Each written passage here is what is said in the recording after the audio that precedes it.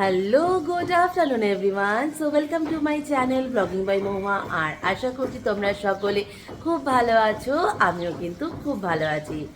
আর আজকের ব্লগটা শুরু করছি মায়ের এখান থেকে, কারণ আমি সকাল সকাল চলে এসেছি এখানে। আর গুড আফটারনুন বললাম কারণ এখন বাজে 12:30। আজকে ব্লগটা স্টার্ট করতে অনেকটাই লেট হয়ে গেছে। কাল যেমনটা বলেছিলাম যে আমি গেছিলাম আমার দেওরের ওখানে, তাই মাম্মাইকে তো নিয়ে যাইনি, মাম্মাই ছিল মায়ের এখানে, তাই সকাল সকাল আমাকেও চলে আসতে হলো মায়ের এখানে। আর আজকে এখানেই থাকবো, আজকে না অ্যাকচুয়ালি জামাই ষষ্ঠী পর্যন্ত এখানেই থাকবো। বুধবার দিন জামাই ষষ্ঠী, জামাই ষষ্ঠী খেয়ে তারপরে যাব ফ্ল্যাটে।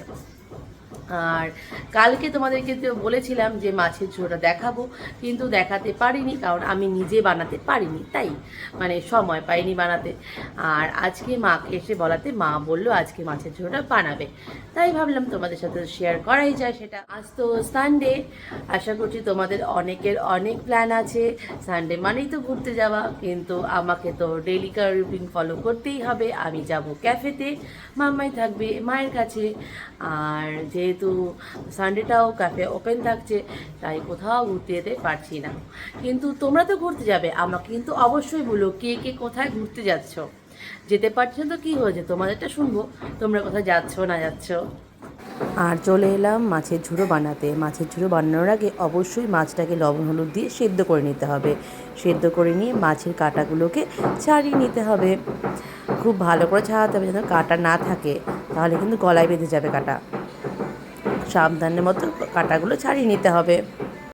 আমার মাছের কাঁটা ছাড়ানোও কমপ্লিট। কাঁটাগুলো কিন্তু খুব সাবধানে ছাড়িয়ে নিতে হবে। ঝুড়োতে যাতে সবজি লাগবে সেগুলো সব মা কেটে নিয়েছে, যেমন পেঁয়াজ, আদা, রসুন, লঙ্কা আর টমেটো। রসুন আর আদাটা কিন্তু থেতো করলে হবে না, কুচি কুচি রাখতে হবে। আর পেঁয়াজটাও তো কুচি রাখতে হবে। কড়াইয়ে তেল গরম হয়ে গেছে, এই গরম তেলের মধ্যে ছাড়তে হবে কিছুটা রসুন কুচি। তেলটা যেহেতু গরম ছিল, রসুনটা খুব তাড়াতাড়ি ভাজা ভাজা হয়ে গেছে। এরপরে এর মধ্যে দিয়ে দেওয়া হলো কিছুটা আদা কুচি।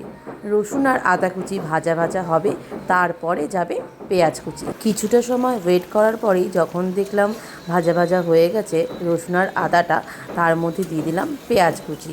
পেঁয়াজটা পরিমাণে একটু বেশি রাখতে হবে, কারণ মাছের ঝুড়োতে পেঁয়াজটা একটু বেশিই লাগে।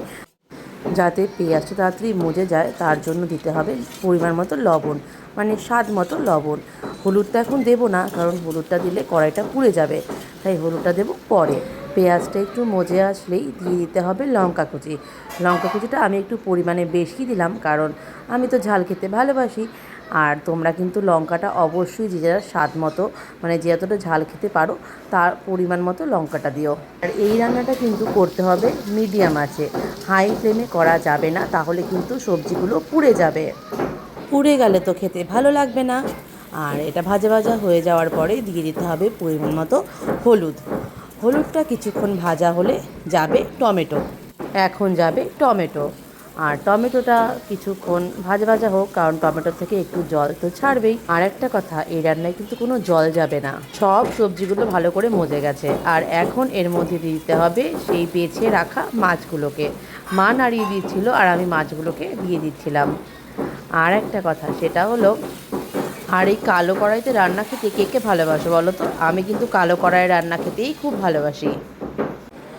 আর কম আঁচে আছে কিন্তু মাছগুলোকে ভালো মতো ভাজতে হবে। মাছগুলো যদি ভালো মতো ভাজা না হয় তাহলে কিন্তু একটা আষ্টানি গন্ধ করবে, সেটা কিন্তু খেতে ভালো লাগবে না। অনেকটা সময় ধরে মাছটাকে ভাজার পরে দেখো কালারটা পুরো চেঞ্জ হয়ে গেছে, আর তৈরি হয়ে গেছে কিন্তু মাছের ঝুড়ো। এরকমভাবে মাছের ঝুড়ো বানালে দেখবে পুরো এক থালা ভাত এই মাছের ঝুড়ো দিয়েই খাওয়া হয়ে যাবে। আমার তো শুধুমাত্র আজকে লাঞ্চে মাছের ঝুড়ো দিয়েই আজকে লাঞ্চ হয়ে যাবে।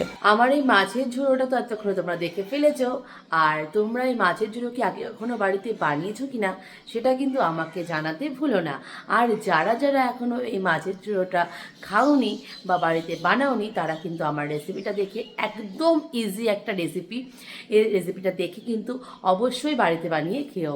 আর আমি হলপ করে বলতে পারি, এই ঝুড়ো দিয়ে কিন্তু তুমি এক থালা ভাত খেয়ে নিতে পারবে অনায়াসে, তোমার কোনো সবজির দরকার পড়বে না।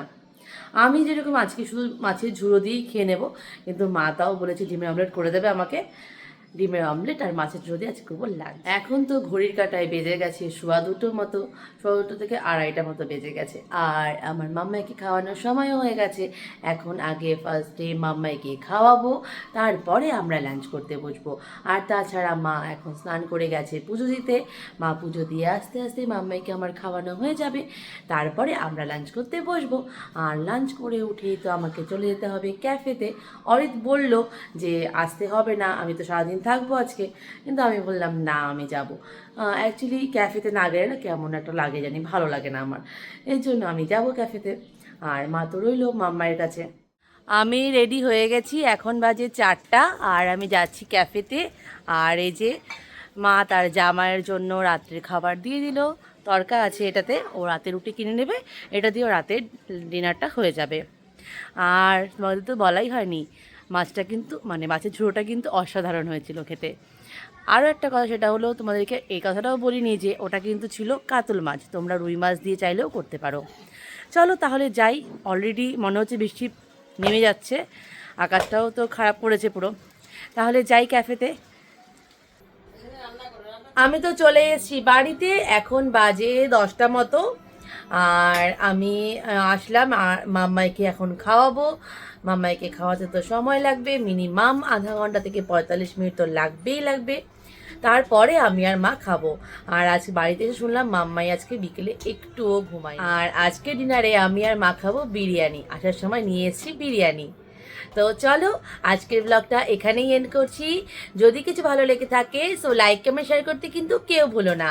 আর যারা যারা আমার চ্যানেলটাকে এখনো সাবস্ক্রাইব করোনি তারা কিন্তু প্লিজ আমার চ্যানেলটাকে সাবস্ক্রাইব করে দিও। চলো তাহলে আজকের মতো এখানেই শেষ করছি। তোমরা ভালো থেকো, সুস্থ থেকো, আর আমার ব্লগ দেখে যেও। সো চলো, tata, bye bye, good night.